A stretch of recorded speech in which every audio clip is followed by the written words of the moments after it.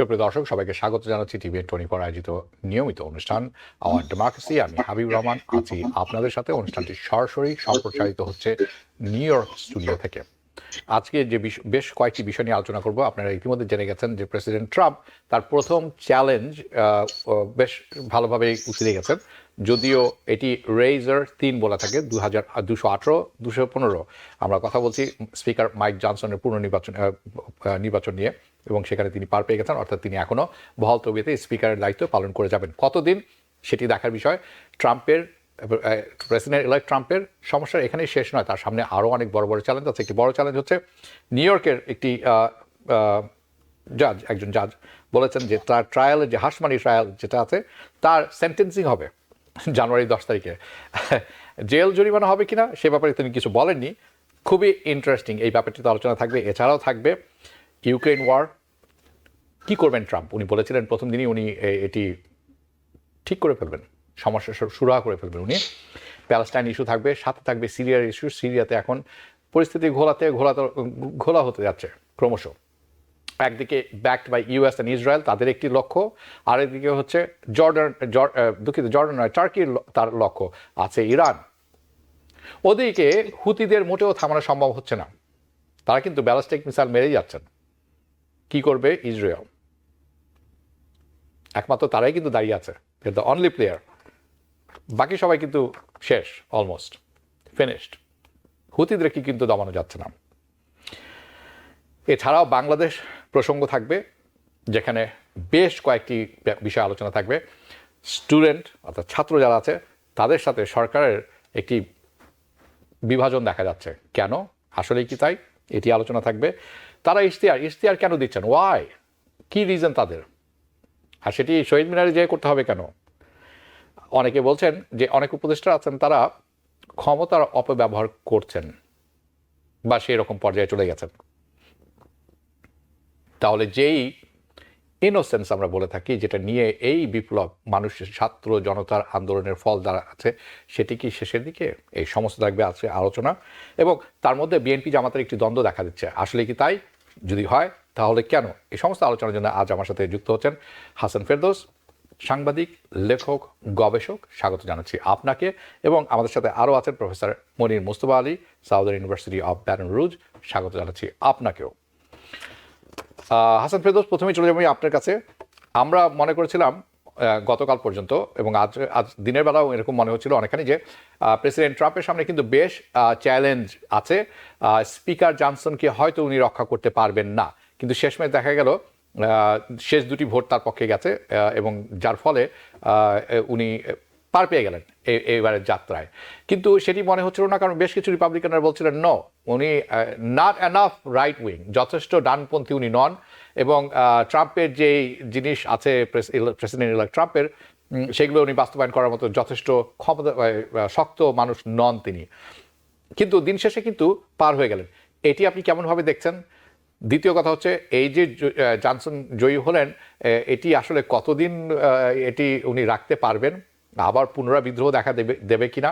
আরেকটি হচ্ছে যে এই যে চ্যালেঞ্জটি তৈরি হয়েছে, একটি বিভাজন আমরা দেখছি উইথিন দ্য রিপাবলিকান পার্টি, অর্থাৎ একটা দ্বন্দ্ব আছে। দ্বন্দ্বটা প্রকাশ্যে অনেক সময় প্রকাশ্যে আসছে, অনেক সময় আসছে না, বাট দেয়ার ইজ। সেটি এই তিনটি জিনিস আসলে কিসের মানে কি ইন্ডিকেশন করে? অনেক ধন্যবাদ হাবিব ভাই। মনির ভাই, সালাম আলাইকুম। সবাইকে নববর্ষের শুভেচ্ছা। এটা আমাদের প্রথম অনুষ্ঠান এই বছরে, সেজন্য শুভেচ্ছা জানাচ্ছি। I hope you had a good time. Habib ভাই, ট্রাম্প সাহেবকে তার এই বিজয়টাকে এনজয় করতে দিন। Let's welcome this victory. তিনি এখনো প্রেসিডেন্ট হননি, হওয়ার আগে তার একটি ছোট হলেও বিজয় তার অর্জিত হয়েছে। It's a good sign. এটা একটা ইতিবাচক লক্ষণ বলে আমি দেখছি। কারণ আমরা গত টার্মে দেখেছি, আমরা 2 বছর দেখেছি আমরা, যে সবচেয়ে ডিসফাংশনাল ছিল আমাদের কংগ্রেস। আমাদের কংগ্রেস কার্যত কোনো উল্লেখযোগ্য আইনই প্রণয়ন করতে পারেনি। কংগ্রেসের প্রধান দায়িত্ব নতুন আইন তৈরি করা, তারা সেই দায়িত্ব সম্পূর্ণ ব্যর্থ হয়েছে। বলা হচ্ছে যে সাম্প্রতিক ইতিহাসে সবচাইতে অকার্যকর কংগ্রেস ছিল গত কংগ্রেস।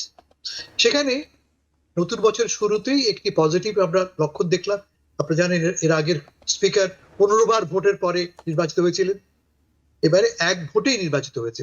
যদিও আপনি ঠিক বলেছেন, ভাবনা হচ্ছিল যে এবারও হয়তো বা সে একই নাটকের পুনরাবৃত্তি ঘটবে। ঘটেনি, তার মূল কারণ, দুটো কারণ বলবো আমি। এক, প্রেসিডেন্ট ট্রাম্পের ব্যক্তিগত প্রভাব। এই ঘটনার আগের দুদিন ট্রাম্প ব্যক্তিগতভাবে প্রায় প্রত্যেককে, যারা ডিসএগ্রি করছিল তারা তাদের প্রত্যেককে ডোনাল্ড ট্রাম্প ব্যক্তিগতভাবে ফোন করে অনুরোধ করেছেন, ভোটটা দাও, ভোটটা দাও, ভোটটা দাও। আমরা জানি যে 11 জন যারা একটা চিঠি লিখেছে এবং চিঠি লিখে তাদের ডিসএগ্রিমেন্ট প্রকাশ করেছে, তাদের প্রত্যেককে ট্রাম্প ফোন করেছে। এবং যেই দুজন শেষ পর্যন্ত ভোটে রাজি হলেন, র্যালফ নরম্যান এবং কিথ সেলফ, তাদেরকেও ডোনাল্ড ট্রাম্প আজ সকালেও ফোন করে কথা বলেছেন। কি কথা বলছেন? যে ভাই, আমাকে এই সুযোগটা দাও, give me this chance. And it worked. একজন মাত্র সদস্য বিপক্ষে ভোট দিয়েছেন। ফলে আমি বলবো এটা ডেফিনেটলি ট্রাম্পের জন্য একটা উল্লেখযোগ্য বিজয়। এই বিজয়টা তার খুব দরকার ছিল, কারণ আপনারা দেখতে পাচ্ছেন যে তার সামনে বিপদের অভাব নেই। তিনি অনেক প্রমিস করেছেন, এখন প্রমিস ডেলিভারি দিতে হবে। শুরুতে বলেছেন ইউক্রেনের কথা, আপনি বলেছেন প্যালেস্টাইনের কথা, উনি দ্রব্যমূল্যের কথা বলেছেন, উনি হোলসেল এক্সপালশনের কথা বলেছেন, এবং সবই তিনি করবেন ডে 1 থেকে। তাকে তার যে কোনো দায়িত্ব পালন করতে হলে খুব প্রয়োজন পড়বে এই কংগ্রেসকে। যদি কংগ্রেস শুরু থেকে ডিসফাংশনাল হয়ে পড়ে, তার পক্ষে কিন্তু এগোনো সম্ভব হবে না। ফলে অবশেষে যে স্পিকার জনসন, যাকে ডোনাল্ড ট্রাম্প ওপেনলি সাপোর্ট করছিলেন, অবশেষে স্পিকার হলেন, তার জন্য খুব ভালো সংবাদ। এটি ভালো সংবাদ স্পিকার জনসনের জন্যও। একটু আগে আপনাকে বললাম যে 11 জন স্পিকার, 11 জন সদস্য কিন্তু একটা চিঠি লিখেছে। চিঠি লিখে তারা বলছেন যে যদিও আমাদের স্ট্রং রিজার্ভেশন আছে অ্যাবাউট স্পিকার জনসন, তিনি ডেলিভারি করতে পারবেন কি না, কিন্তু আমরা we firmly believe in Donald Trump's agenda. স্পিকারকে বিশ্বাস করি না আমরা, কিন্তু আমরা ট্রাম্পকে বিশ্বাস করি, ট্রাম্পের এজেন্ডাকে বিশ্বাস করি। এই যে ইকুয়েশনটা কাজ করছে, তা ট্রাম্পের জন্য খুব ভালো একটা খবর। আমি মনে করি আমেরিকার জন্য এটা ভালো খবর, কারণ আমরা কেউ একটা ডিসফাংশনাল কংগ্রেস চাই না। আপনি রিপাবলিকান হন আর ডেমোক্রেটিক হন, আপনি কি চান? যে আপনার কংগ্রেস দায়িত্ব পালন করবে, কেমন, অ্যাজ এ ফাংশনাল বডি। আমরা দেখতে পাচ্ছি যে যদি এই সমীকরণটা কাজ করে, তাহলে কিন্তু, কারণ সামনে বড় সমস্যা কি? ডেট সেলিং এক, আর 2 নম্বর হচ্ছে বাজেট নেগোসিয়েশন। 3 মাসের সময় তারা পেয়েছে, মার্চের মধ্যে কিন্তু আমাদেরকে নতুন বাজেট প্রস্তাব পাশ করতে হবে। সেই প্রস্তাব আপনি ঠিকই বলেছেন যে রিপাবলিকান পার্টিতে বিভাজন আছে, which is quite normal. Democratic প্রসেসে বিভাজন থাকবেই। রিপাবলিকান ডেমোক্রেটিক পার্টিতে বিভক্তি আছে, একদল প্রোগ্রেসিভ, একদল সেন্ট্রিস্ট। এখানেও কিন্তু ফ্রিডম ককাস খুব কট্টর দক্ষিণপন্থী, but on very principal positions, mainly on economic issues তাদের অবস্থানটা খুব স্পষ্ট। তারা এই সমস্ত প্রশ্নে কম্প্রোমাইজ করবে না। যেমন ধরা যাক, ডোনাল্ড ট্রাম্প সাহেব ডেট সিলিং তুলে দিতে বলেছিলেন, তার মানে যা খুশি তিনি ব্যয় করতে পারবেন কোনো ডেট সিলিং ছাড়া। এটা এক। আর 2 নম্বর, তিনি দাবি করেছেন কি ট্যাক্স, বড় লোকের জন্য নতুন ট্যাক্স রিলিফ দাবি করেছেন।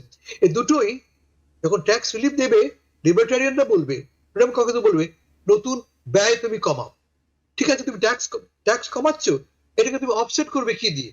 এই নিয়ে লাগবে দ্বন্দ্ব এই দুই দলের মধ্যে। এই অবস্থায় অ্যাটলিস্ট প্রাথমিকভাবে যে একটা সম্প্রীতি এস্টাবলিশ হলো, এটাকে আমি ওয়েলকাম করছি। জি, ধন্যবাদ আপনাকে। আমি আসলে এই বিষয়টি একটি বিষয় এখন আলোচনা করতে চাই, কিন্তু মানে যদি ক্ল্যারিটি না থাকে আমরা হয়তো পরবর্তীতে আলোচনা করব।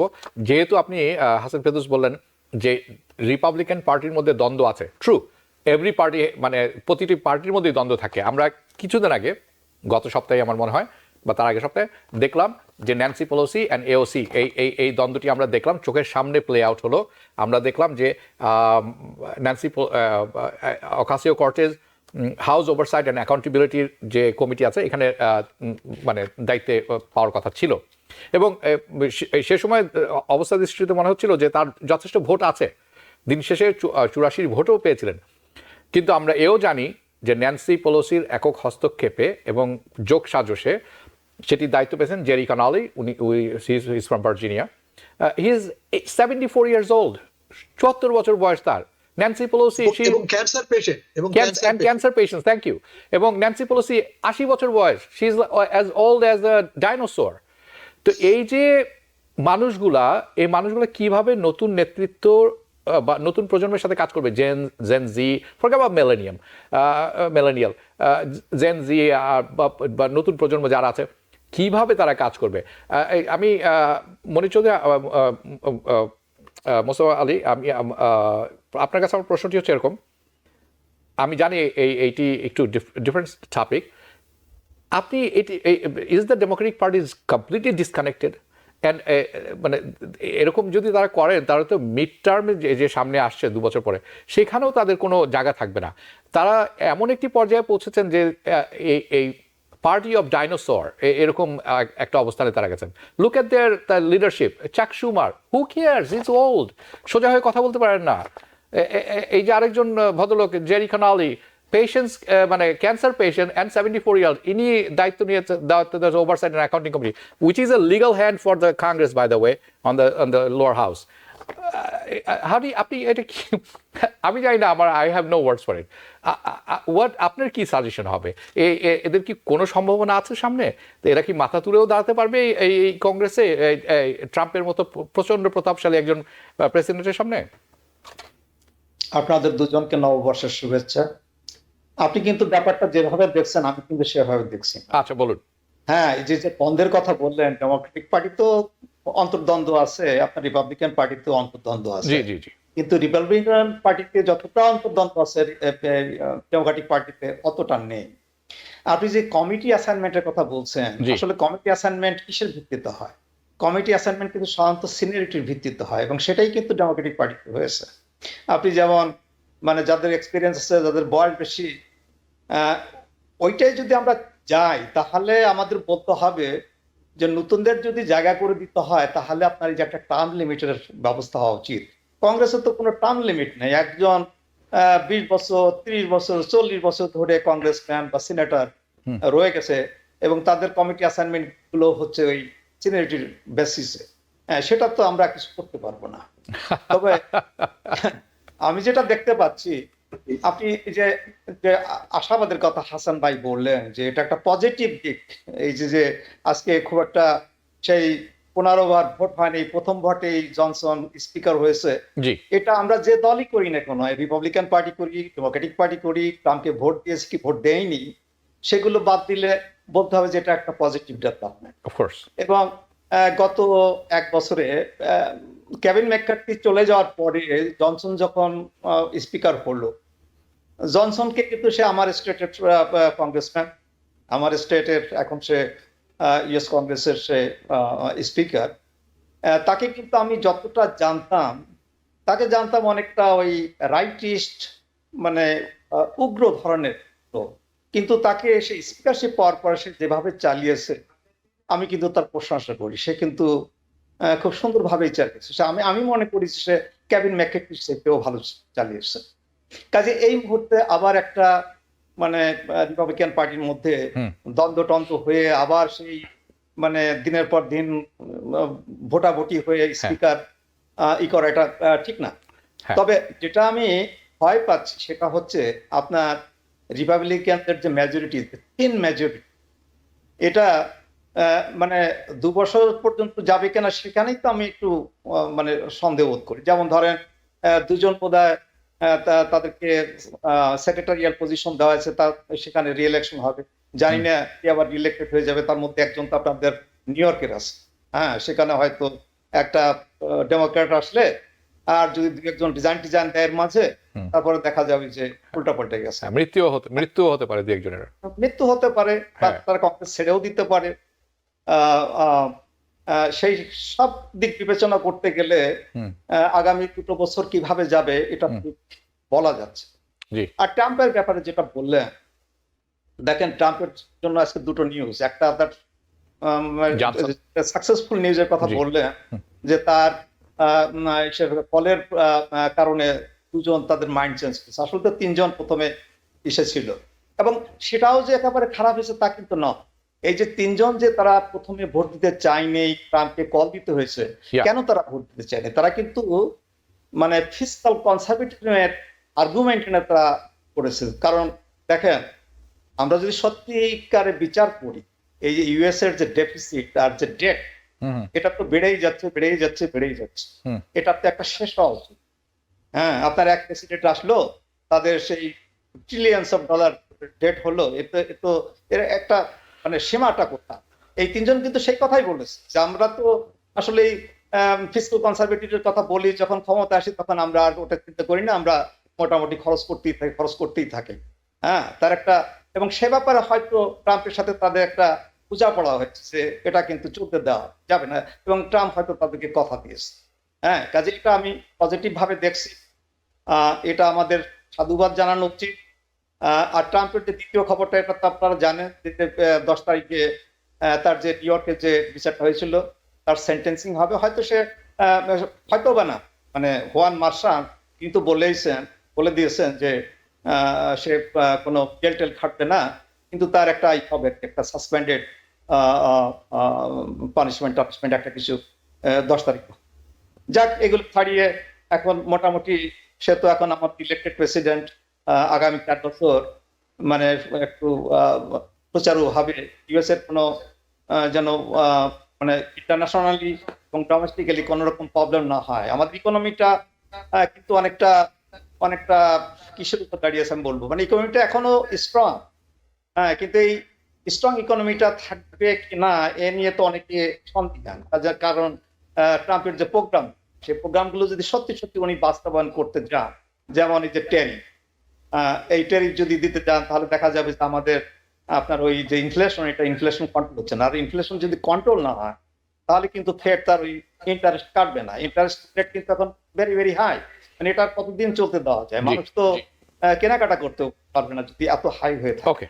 হ্যাঁ, কাজেই আমরা আশা করবো যে পরবর্তী 4 বছর উনি সেন্সিবলি মানে হোয়াইট হাউসটা চালান, এবং কংগ্রেসও ওনাকে সহযোগিতা করুক, এভাবেই যেন সামনের দিকে এগিয়ে যায়। জি, মানে কয়েকটি কথা বলছে, আমি ছোট্ট করে একটু বলি, তারপর অন্য প্রসঙ্গে চলে যাব।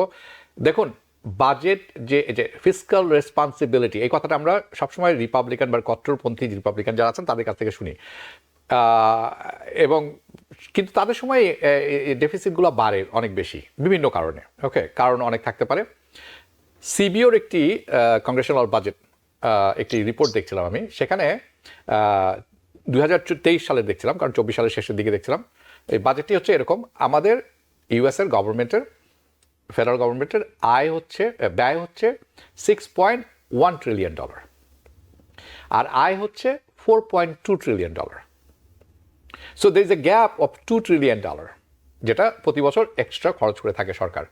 এখন ওই যে আমরা শুনি Elon Musk and the Vivek Ramaswamy, the con artist, এরা দুজন যে $2 ট্রিলিয়ন বলে থাকেন, এইখান থেকে ওই 2 ট্রিলিয়নের গ্যাপের কথা তারা বলেন। মজার ব্যাপার হচ্ছে আমেরিকার গভর্নমেন্টের 3টি খাত আছে যেটিতে খরচ করতেই হবে। একটি হচ্ছে এই যে আপনি বললেন ঋণের উপর যে ইন্টারেস্ট পে, এইটার একটা খরচ, দিস ইজ ইন্টারেস্ট খরচ, এটা দিতেই হবে সরকারকে। আরেকটি হচ্ছে ম্যান্ডেটরি, যেটি আপনি করতে হবে বাই ল, এটি ল এর মধ্যে আছে, such as social security, Medicare, Medicaid, এগুলো হলো ভেটারেন্স পে, এই সব হচ্ছে পেনশন, এগুলো সব হচ্ছে ম্যান্ডেটরি। আরেকটা হচ্ছে ডিসক্রিশনারি পেমেন্ট। ডিসক্রিশনারির মধ্যে আছে অনেক কিছু, যেরকম এডুকেশন ডিপার্টমেন্ট, গভর্নমেন্টের এমপ্লয়ি যারা আছে তাদের পেমেন্ট।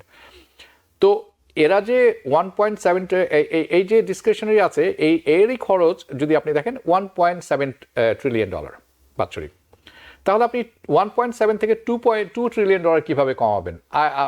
আমি অপারগ এটি বুঝতে। তো ফিসকাল রেসপন্সিবিলিটির কথা আসলে আমরা সবসময় শুনি সোশ্যাল সিকিউরিটি হুমকির মধ্যে পড়ছে, মেডিকেয়ার হুমকির মধ্যে পড়ছে। I mean fine, we have to be socially responsible, but গরিব যারা আছে, দরিদ্র যারা আছে, দারিদ্র্যসীমার নিচে বাস করে, তাদেরকে মেরে তো এটা হতে পারে না। এনিওয়ে, আমার মনে হলো এটি একটু বলা উচিত। হাসান ফেরদৌস, আমি আপনার কাছে যাবো, একটু প্রসঙ্গের পরিবর্তন করব। সেটি হচ্ছে এরকম, আমরা প্রেসিডেন্ট ট্রাম্পেই থাকছি, উনি অনেক কিছু বলেছেন, ডে ওয়ানে অনেক কিছু করবেন, এবং আপনি তাকে বেনিফিট অফ দ্য ডাউট দিচ্ছেন, এবং আমাদের সবারই তাই করা উচিত। মানে কোনো কাজ শুরু করার আগে তাকে ব্যর্থ বলে দেওয়া ঠিক না। তো অনেক চ্যালেঞ্জ হাতে নিয়েছেন উনি। একটি হচ্ছে যে ইউক্রেন ওয়ার, উনি ডে ওয়ানে এটি থামিয়ে দিবেন।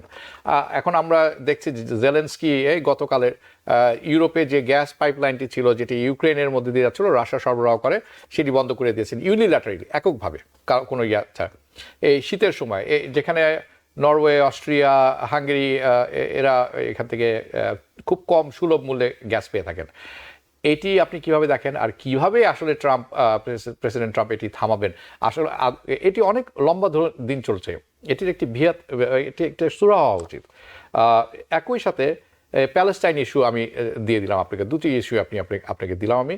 এই প্যালেস্টাইন ইস্যুর কি আদৌ কোনো সুরা হবে, নাকি এটি মরুভূমি প্রস্তর যুগে নিয়ে তারপরে তারা থামবেন যখন আর কেউই থাকবে না সেখানে, এখন এটি আমাদের, okay will build it again just like they did with Israel in 1948? সেরকমই তো মনে হচ্ছে। কবি ভাই, ট্রাম্পের একটা পজিটিভ দিক আছে, তা হচ্ছে সে অত্যন্ত অ্যাগ্রেসিভ একটা পার্সোনালিটি। উনি বাইডেন নন, বাইডেনের কথা বললেন, উনি বারাক ওবামাও নন। রেড লাইন দিলাম, রেড লাইন মানা হলো না, কোনো অ্যাকশন আসলো না, তেমন কিন্তু লোক ট্রাম্প নয়। Trump will aggressively pursue his foreign policy. I am quite convinced about that. Successful হন বা না হন, তিনি পারসু করবেন। অন ইউক্রেন তার স্পেসিফিক কমিটমেন্ট আছে। তিনি বলেছেন প্রথম দিনই আমি যুদ্ধ থামাবো, তা হয়তো বা একটা বাড়তি কথা, কিন্তু তিনি যুদ্ধ থামানোর উদ্যোগ নেবেন এবং এ ব্যাপারে তিনি পজিটিভ রেসপন্স পাবেন দুই পক্ষ থেকে। দুই পক্ষ বলতে আমি কি বোঝাচ্ছি, ভুলে যাবেন না যে পুতিন তার ব্যক্তিগত বন্ধু, অ্যাটলিস্ট তারা উভয় দাবি করেন বন্ধুত্বের, এবং পুতিন সাহেব চেষ্টা করবেন ট্রাম্পকে খুশি করতে। নিউ অ্যাডমিনিস্ট্রেশন আসছে, ট্রাম্পের একটা গ্লোবাল কমিটমেন্ট, যুদ্ধ থামাবেন তিনি, এবং পুতিন নিজেও যুদ্ধ থামাতে চায়। আপনারা জানেন এই যুদ্ধে অলরেডি 5 লক্ষ লোক মারা গেছে, 5.5 মিলিয়ন লোক মারা গেছে রাশিয়াতে এই যুদ্ধে। রাশিয়ার অর্থনীতি দাঁড়িয়ে আছে মূলত গ্যাস এবং তেলের উপরে। লং টার্ম এই যুদ্ধের পরিণতি রাশিয়ার জন্য খুব খারাপ। অন্যদিকে ইউক্রেন আমরা জানি যে সত্যি পরাজয়ের দ্বার প্রান্তে এসে পৌঁছেছেন। আমি ইউক্রেনে ছিলাম, ইউক্রেনের সমর্থক আমি, কিন্তু এটা বাস্তবতা যে যুদ্ধের পরাজয়ের দ্বার প্রান্তে এসে পৌঁছেছে ইউক্রেন, মূলত লোক নেই বলে, ম্যান পাওয়ার নেই বলে। যুদ্ধ করতে তো বডি লাগবে, আপনার মানুষ লাগবে, তো এনাফ পিপল নেই যারা যুদ্ধে। তারা বয়স কমাচ্ছে, 21 থেকে কমিয়ে 18তে নিয়ে এসছে, যা কিনা লোক খুব ভালোভাবে নিচ্ছে না। আমার ছেলে স্কুল শেষ করেছে, যুদ্ধে যেতে হবে, সাধারণ লোক এটা পছন্দ করছে না, এবং ইকোনমি সম্পূর্ণ শ্যাটার্ড। এই অবস্থায় দুই পক্ষই চায় একটা জ্যোতি, একটা পজ যুদ্ধে। ঠিক আছে, 2 বছর যদি থামে, আবার আমরা ফিরে আসবো। স্পেশালি এটা প্রয়োজন রাশিয়ার জন্য। রাশিয়া নিজেকে রিপ্লেনিশ করবার জন্য যুদ্ধ থামাতে প্রস্তুত, কিন্তু তার শর্তটা কি, যে যা আমি দখল করেছি সেটা আমার থাকতে হবে। আমি যে দখল করেছি অলমোস্ট 15-16% জায়গা ইউক্রেনের ইস্টে, দনবাসে, জাপারোজিয়াতে, এবং এর আগে 14 সালে আমি দখল করেছিলাম, সেগুলি আমারই থাকবে। এরপরে কথা বলি আমরা পজ নিয়ে।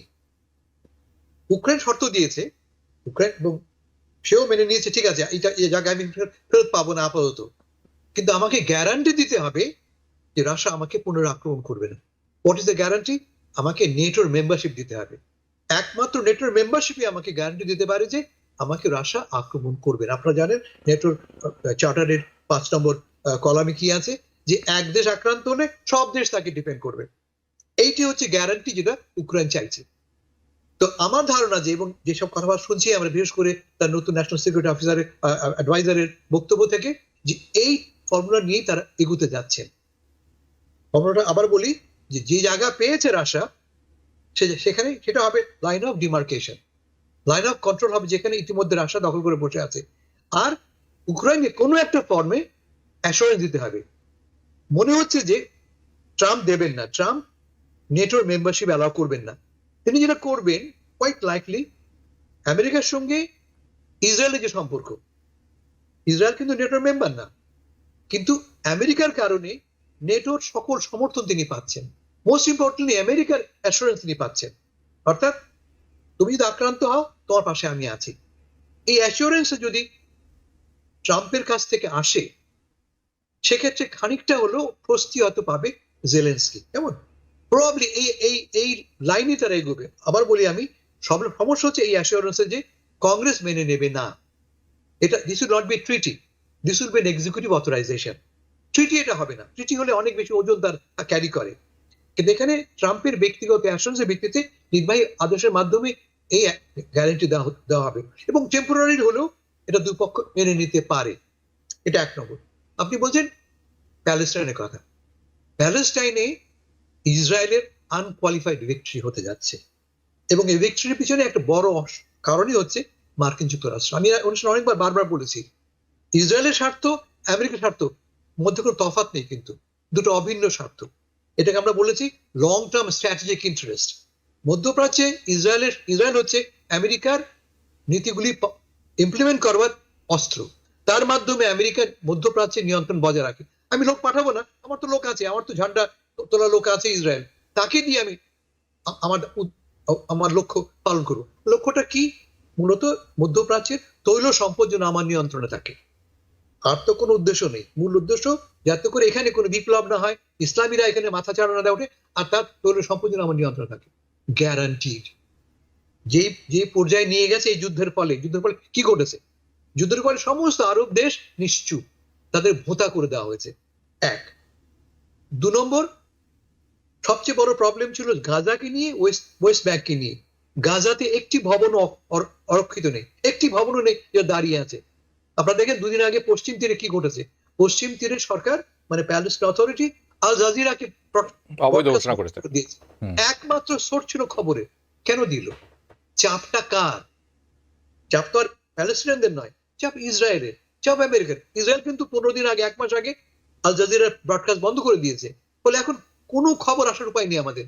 এবং যদি ইসরায়েল ওয়েস্ট ব্যাংকে তার সেটেলমেন্ট এক্সপ্যান্ড করে, আমরা টেরও পাবো না।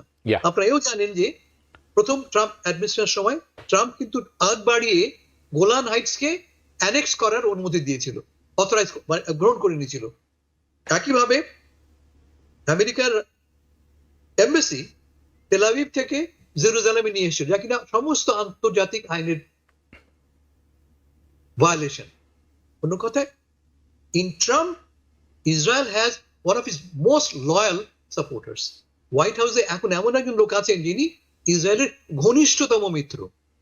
ফলে সত্যি কথা বলছি, লোকে মন খারাপ হতে পারে, কিন্তু মধ্যপ্রাচ্যে আরবদের চূড়ান্ত পরাজয় ঘটেছে। আর একটা কারণ আছে পরাজয়ের। মধ্যপ্রাচ্যের আরবরা কি চায়? তাদের মূল ভয় কিন্তু ইসরায়েল না, তাদের মূল ভয় ইরান।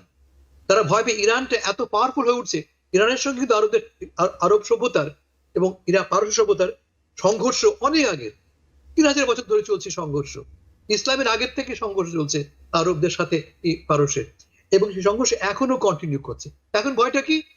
ইরান নিউক্লিয়ার ওয়েপন, পারমাণবিক অস্ত্র বানাবে। থামাতে পারে কে? একমাত্র ইসরায়েল। ফলে সমস্ত আরব দেশ মেনে নিয়েছে ইসরায়েলি এবং আমেরিকান আধিপত্য।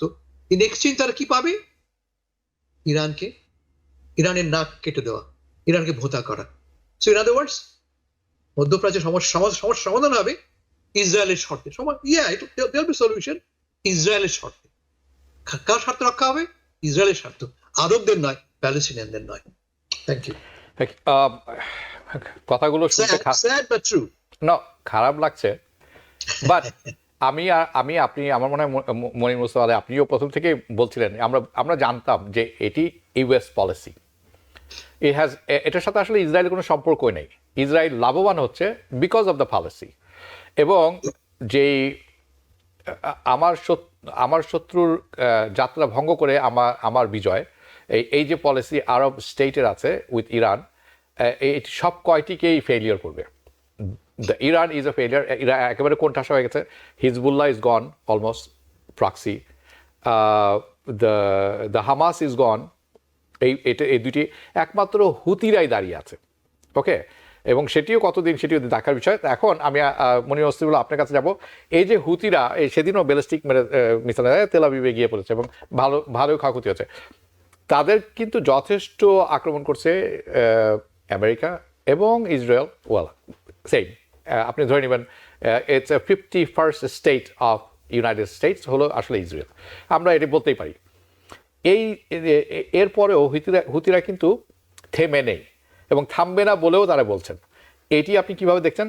আর সিরিয়াতে যে এখন নতুন সরকার এসেছে, এর সাথে যে ইরানের সম্পর্ক, সিরিয়া বা টার্কির যে একটা ব্যাপার আছে, টার্কি চাচ্ছে তাদের বলয়ে থাক জিনিসটি, টার্কি তাদের বলয় একটি ঠিক করেছে, ইরান চাচ্ছে তাদের বলয়টা ঠিক থাকুক এখানে।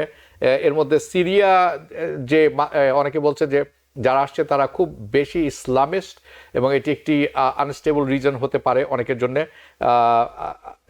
এই যে government of Islamisation of the government অনেকে আসনি সংকেত হিসাবে দেখছেন, আপনিও কি তাই মনে করেন? সিরিয়ার ব্যাপারটা এই মুহূর্তে বলা খুব মুশকিল। এবং সিরিয়াটা স্টেবল হতে পারে, আবার আনস্টেবল থেকে যেতে পারে, এবং সেখানে যদি কারো সুবিধা হয় সেটা ইসরায়েলের হবে।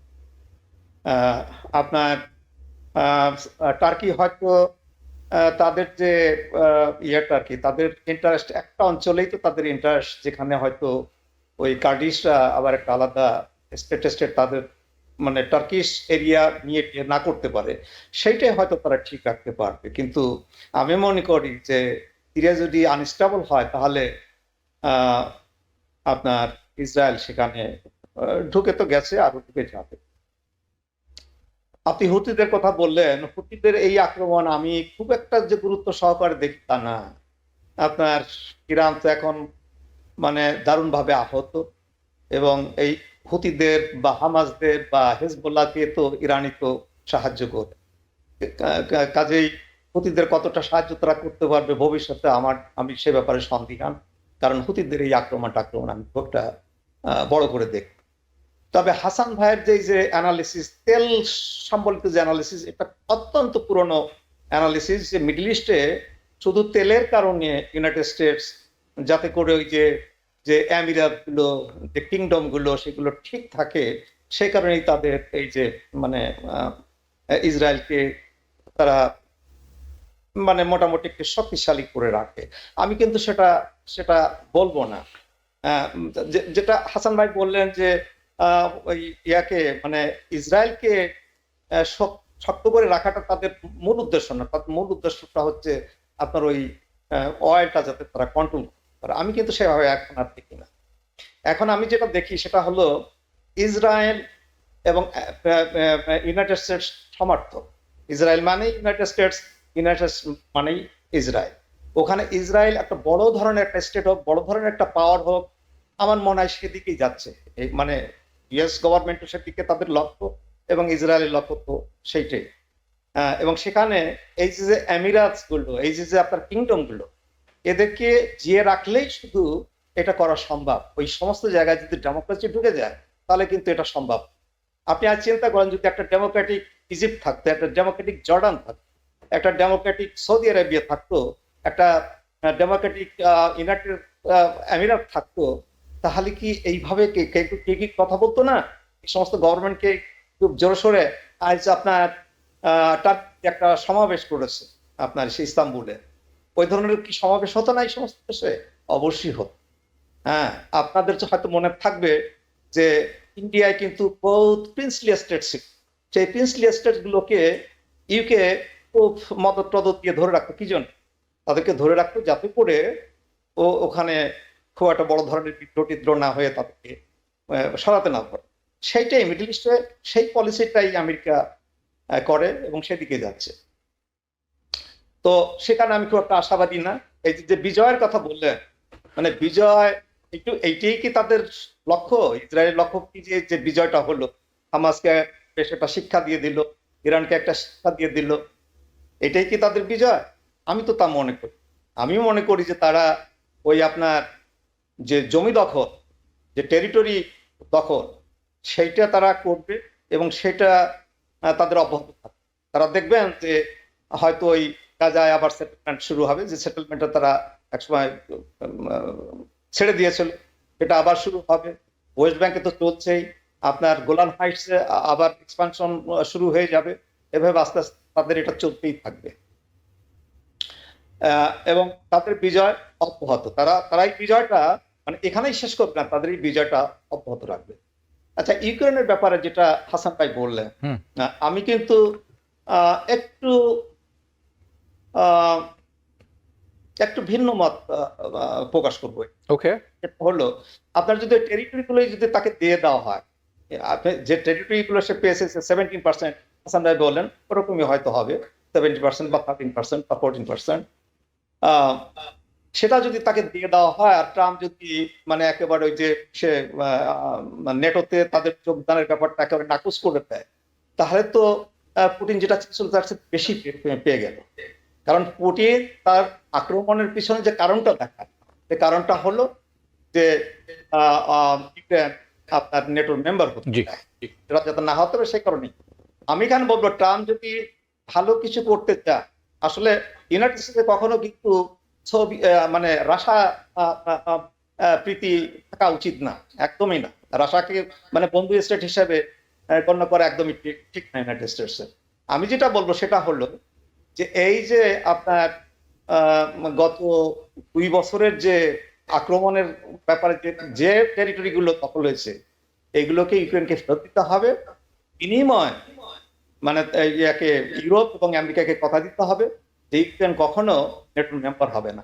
এ ধরনের যদি একটা সমঝোতা হয় যে ইউক্রেনের যে টেরিটরি এগুলো ফেরত দেবে, বিনিময়ে তারা কখনো নেটোর মেম্বার হবেন, এই প্রতিশ্রুতি এইভাবে যদি একটা ট্রিটি হয়, তাহলে সেটা হবে আমার মতে সবচেয়ে। জি, ধন্যবাদ। ধন্যবাদ আপনাকে। আমি প্রসঙ্গ পরিবর্তন করব, বাংলাদেশ প্রসঙ্গে যাব। হাসান ফেরদৌস, আপনার কাছে যাচ্ছি প্রথমেই। আমরা দেখতে পাচ্ছি যে একটা একটা ডিভিশন তৈরি হয়েছে, স্টুডেন্টস ভার্সেস গভর্নমেন্ট, বা এরকম প্রতীয়মান হচ্ছে, এবং তার একটা ইশতেহার নিয়ে কাজ করছেন।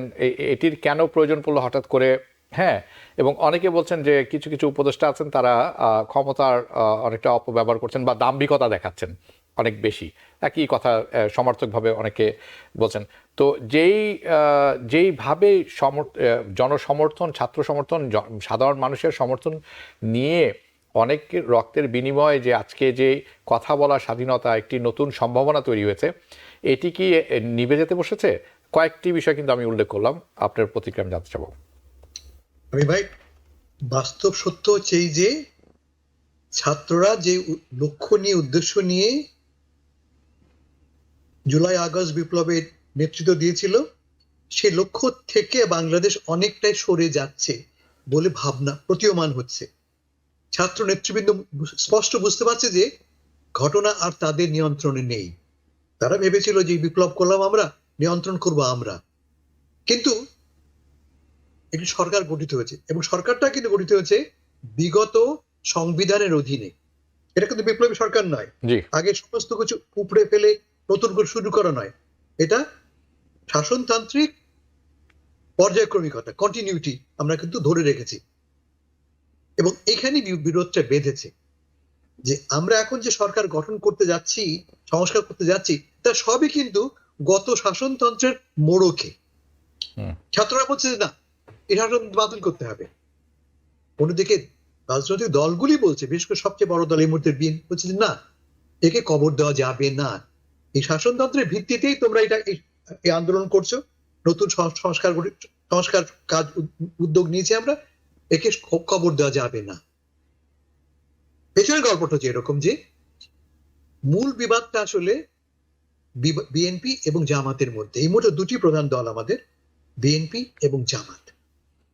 বিএনপি মনে করছে যে আগামী নির্বাচন যদি হয়, যখনই হোক, এখন থেকে 6 মাস বা 1 বছর পরে তারা ক্ষমতায় আসবে, এবং যে সংস্কার করা দরকার তা তারা ইমপ্লিমেন্ট করবে, কারণ তারা ম্যান্ডেট নিয়ে আসবে, শাসনতান্ত্রিক ম্যান্ডেট নিয়ে তারা আসবে। এখন তো এদের কোনো ম্যান্ডেটই নেই তাদের বক্তব্য। অন্যদিকে জামাত ভাবছে যে যত বেশি দীর্ঘায়িত করা যাবে এই প্রক্রিয়াটি, ততই তাদের জন্য লাভ, কারণ বিএনপির ঘর গোছানো আছে, জামাতের ঘর গোছানো নেই। জামাত নিডস মোর টাইম ঘর গোছানোর জন্য, ফলে বিলম্ব হলে কোনো সমস্যা নেই। এবং আমি বিশ্বাস করি, আমি যতদূর জানি, সামরিক বাহিনীর একটা অংশ কিন্তু এই তত্ত্বের সঙ্গে একমত।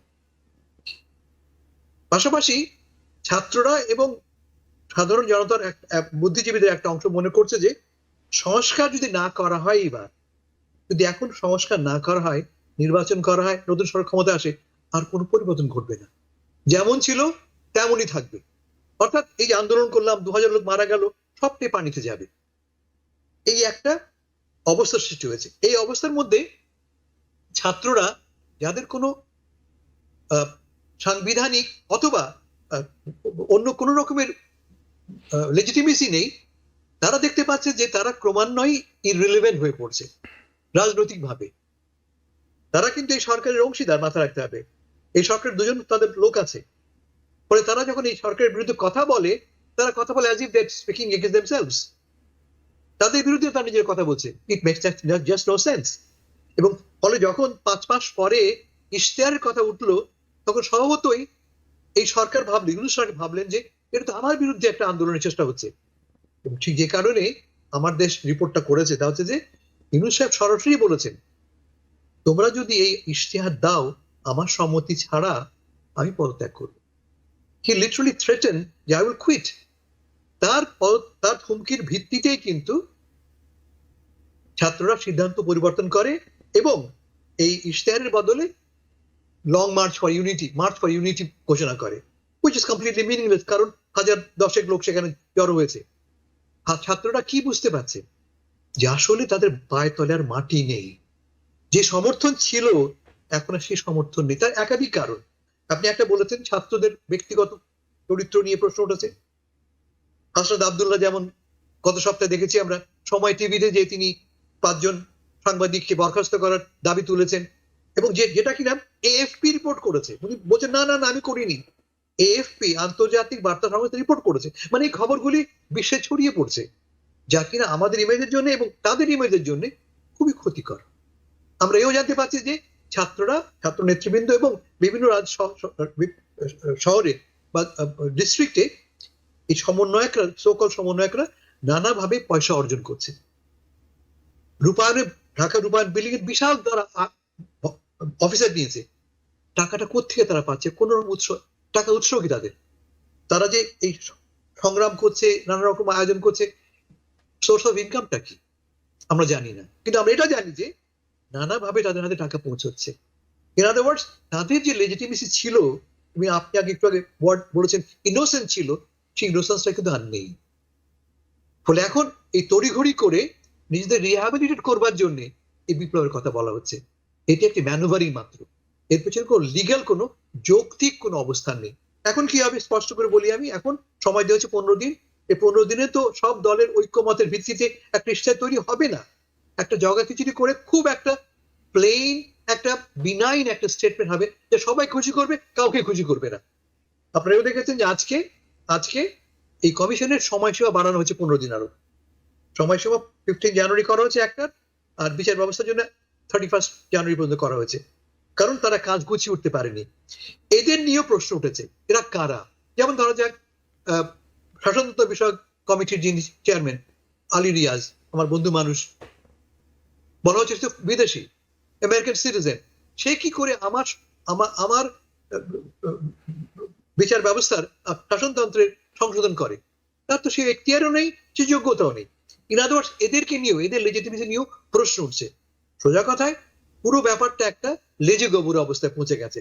ফলে এখন সবচেয়ে যেটা কাম্য হবে তা হচ্ছে যত দ্রুত পসিবল নির্বাচন দিয়ে এই সরকারকে সরে যাওয়া।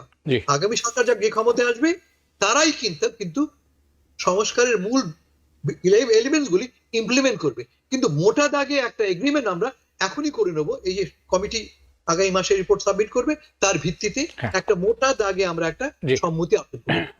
খুব ভালো কথা বলেছে, কিন্তু প্রবলেম হচ্ছে বিএনপি বড় দল, গুছানো দল, যদি ক্ষমতায় পূর্ণ ফেরত আসে, তাদের ইতিহাস খুব একটা ভালো না।